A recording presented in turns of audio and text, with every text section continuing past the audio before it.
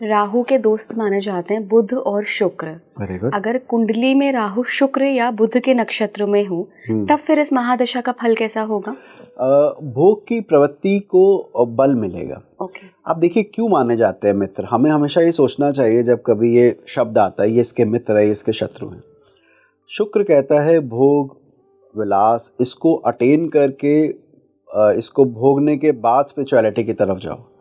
जाता वो भी स्पिरिचुअलिटी की तरफ है क्योंकि उच्च शुक्र होता ही मीन में है, वो भी किसी और राशि में नहीं होता।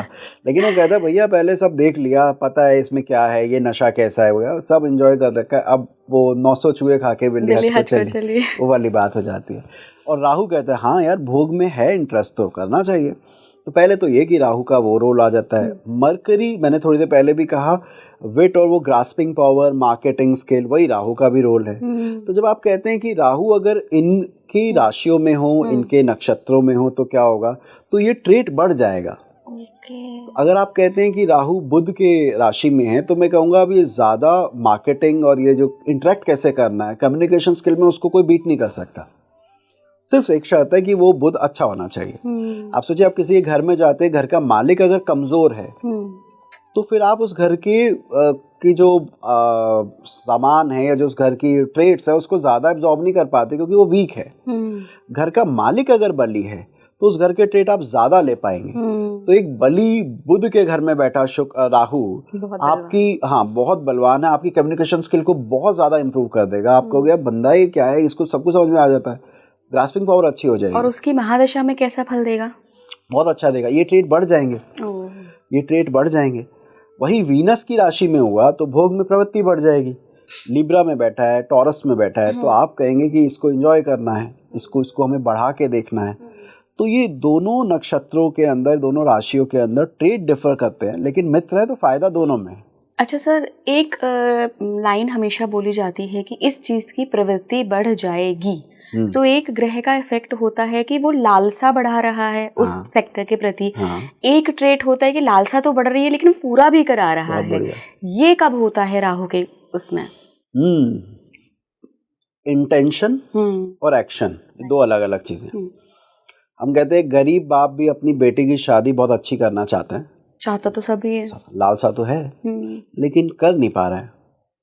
अब इसको हम राहु पे कैसे जोड़ते हैं? अगर राहु जिस राशि में उसका अधिपति बली है तो आप वो अटेन कर पा रहे हैं, आप इसको एंजॉय कर पा रहे हैं। आप बैठ तो गए उसके घर में, आपको लगा हाँ यहाँ मैं कर सकता हूँ, लेकिन उसमें पोटेंशियल नहीं है, पोटेंसी नहीं है, यानी उस घर का मालिक बली नहीं है, तो आप क्या कर लेंगे? तो वो आपकी जो कहना इंटेंशन रह जाएगी, वो एक्शन में कन्वर्ट नहीं हो पाएगी। जो बात आपने बोली बहुत इंपॉर्टेंट है, बहुत ज़्यादा इंपॉर्टेंट है कि कब ग्रह अपनी इंटेंट शो करता है और कब वो इसको एग्जीक्यूट कर पाता है। एग्जीक्यूशन डिपेंड करता है आपकी स्ट्रेंथ पर, आप बली है कि नहीं है, कमज़ोर तो नहीं है। अगर बली है तो क्यों नहीं कर पाएंगे, आपको करना होगा।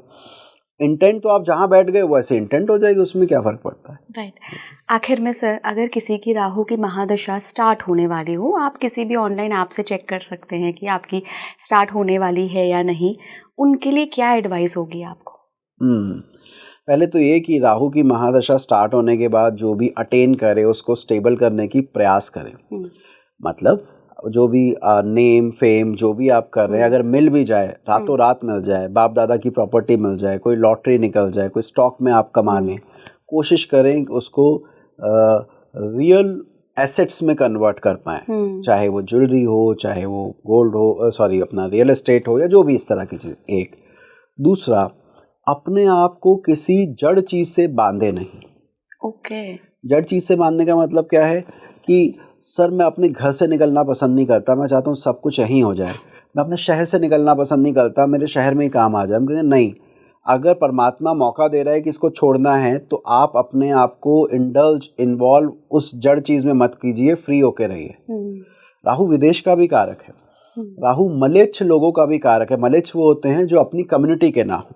जैसे आपका सरनेम गोस्वामी है, या मतलब हम नॉर्थ इंडियन यहाँ बैठे हुए बात कर रहे हैं, अगर राहु अच्छा हो जाए या राहु की दशा है अच्छे राहु की, तो आप क्या देखेंगे, आपके इंटरेक्शन ज़्यादा साउथ इंडियन से होगी, फॉरेनर से होगी, जो आपके दायरे के बाहर के लोग हैं उनसे आप इंटरेक्ट करेंगे। तो राहु में अपने आप को किसी जड़ से नहीं बांधे कि ये मेरी जड़ है, मैं इसको नहीं छोड़ूंगा। जहाँ फ्री होके अपने आप, वो जहाँ धारा प्रवाह जहाँ लेके जा रही है, चलो भाई, क्योंकि राहु आपको टिकने नहीं देगा। एक दूसरा, क्योंकि राहु ओवर इंडल्ज कर देता है, कई बार आसक्ति इतनी बढ़ा देता है कि आप गलत राह पे चल पड़ते हैं। स्पेशली जब आपने कहा ना कि राहु की दशा स्टार्ट हो रही, तो सलाह दें।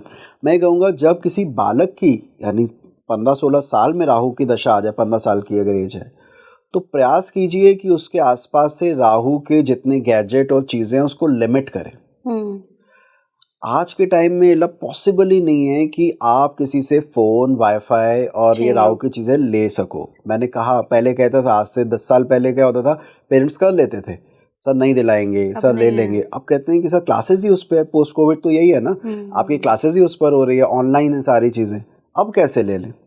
तो हम कहते हैं लिमिट कर दो यार। लिमिट करने का मतलब है घंटे कम कर दो, कि मैं रात को 10 बजे अपना फ़ोन ऑफ कर देता हूँ, मैं वाईफाई घर का बंद करके फिर सोता हूँ आराम से, ठीक है। ये पॉसिबिलिटी है, इसको करूँ, बहुत अच्छा रहेगा। एक और चीज़, राहु की महादशा में माँ चामुंडा को याद करना बहुत अच्छा है, ठीक है। अब अगर मैं उपाय की फॉर्म में कहूँ, देखिए कुंडली में 2 तरह की राशि होती है। कुछ राशि होती है विषम, जिन्हें हम अंग्रेज़ी में ऑड साइन कहते हैं। सब जानते होंगे, कुंडली खोलेंगे 1, 3, 5, 7, 9, 11 को ऑड साइन कहते हैं। और कुछ होती है सम, 2, 4, 6, 8, 12, 2, 4, 6, 8, 10, 12। ओके, अगर आपका राहु सम राशि में है तो माँ की आराधना करना, वो भी माँ चामुंडा की या ऐसे स्वरूप की जहाँ पर माँ थोड़ा रौद्र स्वरूप में है, चंड मुंड को लिया हुआ है, तो हम कहेंगे कि वो स्वरूप की आप पूजा करें, बहुत फ़ायदा रहता है, आपकी लाइफ की प्रॉब्लम कट जाती है।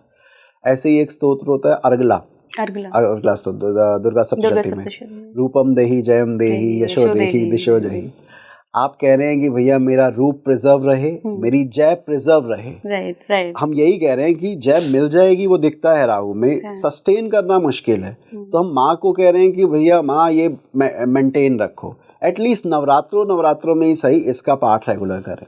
और अगर विषम राशि में हो, भैरव, ठीक है, भगवान शिव की उपासना, रुद्र की उपासना। वैसे ये दोनों शक्तियाँ आपस में जुड़ी हुई है। आप कहीं किसी शक्तिपीठ पर चले जाए, पास में ही आपको भैरव मंदिर मिलता है, अलग अलग स्वरूपों में। तो भैरव की उपासना बहुत फ़ायदेमंद रहती है।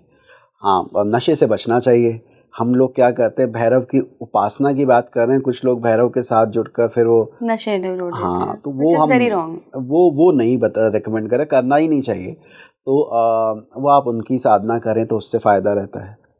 तो आपको कुंडली में देखना होता है राहु किस राशि में है, उस हिसाब से दशा में आप करिए, डेफिनेटली बहुत अच्छे परिणाम मिलते हैं।